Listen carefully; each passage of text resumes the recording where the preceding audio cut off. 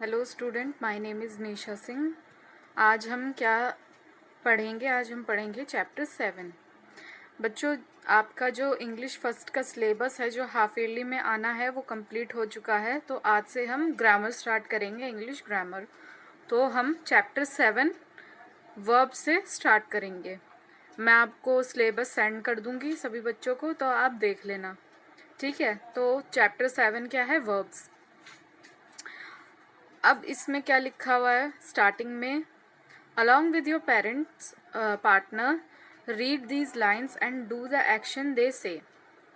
अब आप स्कूल में तो हो नहीं कि जो आपका पार्टनर रहेगा उसके साथ आपको ये मिलके काम करना है। तो इसमें कुछ ऐसे ही करने की एक्टिविटी दी गई है, ठीक है। हम इसको नहीं पढ़ते हुए नीचे डायरेक्ट आते हैं। वर्ब क्या होता है?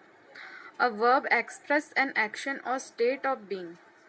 वर्ब जो है, जो हम एक्शन करते हैं किसी भी समय पे, जैसे कोई चीज़ चल रही हो उस दौरान हम कोई एक्शन कर रहे होते हैं। जैसे अभी राइट नाउ मैं क्या कर रही हूँ, आपके लिए वीडियो बना रही हूँ, ठीक है। तो ये एक तरह का एक्शन हो गया, कोई काम कर रही हूँ मैं, ठीक है। तो उसे हम बोलते हैं वर्ब। अब इसमें नीचे कुछ now read about how to use verb in different ways. अब हम पढ़ेंगे कि हम अलग अलग तरीकों में कैसे वर्ब का यूज कर सकते हैं। अब पहला पॉइंट क्या है? When an action takes place at a time when we are talking about it we use ing with the verb along with is are am. जब कोई एक्शन उस समय होता है, उस समय पर होता है जब हम कुछ बात कर रहे होते हैं, ठीक है। तो उसमें हम क्या यूज करेंगे? ing यूज करेंगे वर्ब के साथ, जिसमें कि इज एम आर आ जाता है। जैसे इन्होंने एग्जाम्पल के तौर पे दे रखा है, शी इज लाफिंग, कि वो हंस रही है। जैसे लाफिंग मतलब होता है हंसना। सैम इज सिंगिंग, सैम क्या कर रहा है? गाना गा रहा है। यू आर गोइंग, तुम जा रहे हो। एन एंड जो आर गोइंग, एन और जो जा रहे हैं, ठीक है। जब हम कोई किसी समय पे हम कुछ काम कर रहे होते हैं तो उस टाइम पे हम ing का यूज करते हैं वर्ब के साथ, और इज आर एम यूज होता है उनके साथ। नेक्स्ट है we use has, have, had when we want to say what a person, an animal और अ थिंग पोजेसेस।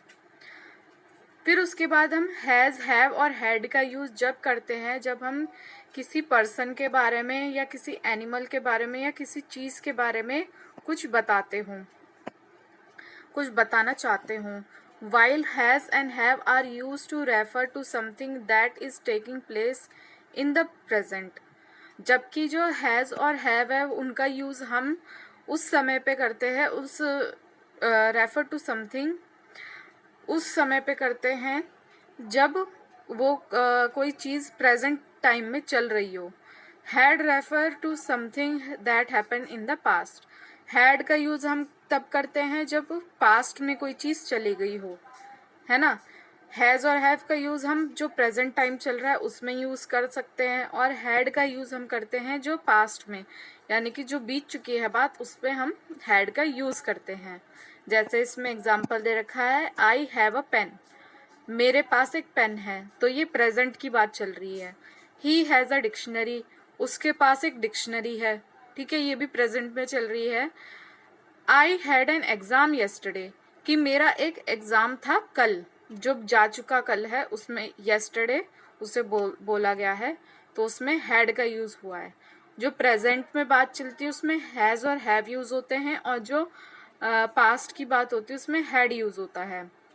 अब आगे बढ़ते हैं। तीसरा पॉइंट क्या है? When an action happens in the past, जब कोई एक्शन पास्ट में हो चुका होता है, we use was with singular noun, हम वॉज का यूज करते हैं सिंगुलर नाउन के साथ। सिंगुलर प्लूरल तो आपको पता ही है, आपने पहले भी पढ़ा था सिंगुलर प्लूरल, ठीक है।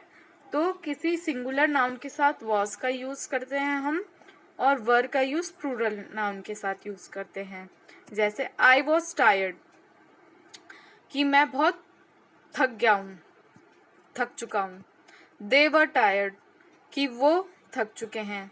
तो इसमें सिंगुलर में यूज हुआ वॉज और प्लूरल में जब सबकी बात आ गई तो वर यूज हुआ।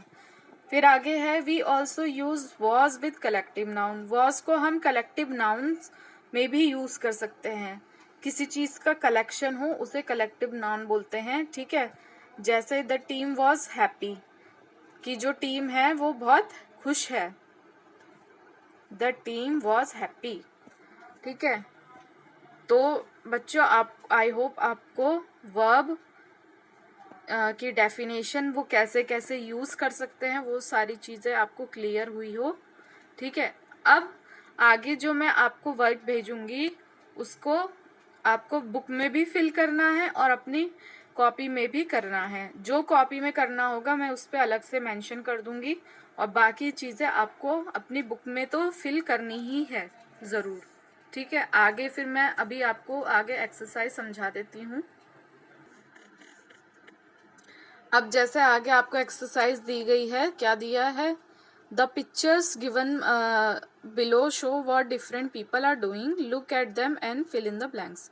आपको ये पिक्चर्स दी गई हैं और इस पिक्चर को देख के आपको बताना है कि वो इंसान क्या कर रहा है। जैसे फर्स्ट है, it is a hot day, Ravi dash. Picture में आपको दिख रहा होगा रवि क्या कर रहा है, स्विम कर रहा है, तो रवि इज स्विमिंग, ठीक है। सेकेंड है, Anil's friend is on a holiday, he dash a letter to him, ठीक है। अनिल का फ्रेंड जो है वो छुट्टियों पे गया हुआ है तो उसके लिए उसने क्या लिखा है, रोट मतलब लिखना होता है, राइट की सेकंड फॉर्म होती है, ठीक है। तो उसने उसके लिए लेटर लिखा। इसी तरह से ये आगे के क्वेश्चंस हैं, उसमें ये सब करना है। पिक्चर देख के ये मैंने आपको कर रखी है, सारी एक्सरसाइज मैंने कर रखी है, ठीक है। ये आपको सब एक्सरसाइजेज आपको अपनी बुक में फिल करनी है। ऐसे बी वाली एक्सरसाइज में आपको जो सेंटेंस करेक्ट है उसमें राइट करना है और जो सेंटेंस इनकरेक्ट है उसमें क्रॉस करना है। फिर आगे सी वाली एक्सरसाइज में क्या करना है, ये फिल इन द ब्लैंक्स दिए गए, इसमें आपको इज आर एम यूज करना है प्लस उसमें आईएनजी भी लिखना है। ब्रैकेट में आपको वर्ड्स दिए गए हैं, उनको आपको जहां इज आर एम यूज होगा वो यूज करना है और उनके ये जो वर्ड ब्रैकेट में दिए गए हैं उनके आगे आईएनजी लगाना है। तो बच्चों ये बहुत इजी चैप्टर है, आप इसे देखना समझना किस तरह से किया गया है और जो वर्क है वो प्रॉपर टाइम पे करना। मैं आपको बता दूंगी इनमें से कौन कौन सी एक्सरसाइजेस आपको कॉपी में करनी है और दोबारा मैं रिपीट कर देती हूँ कि आपको बुक में भरना ही भरना है, जैसे मैंने बुक फिल कर रखी है ऐसे आपको करनी है, ओके।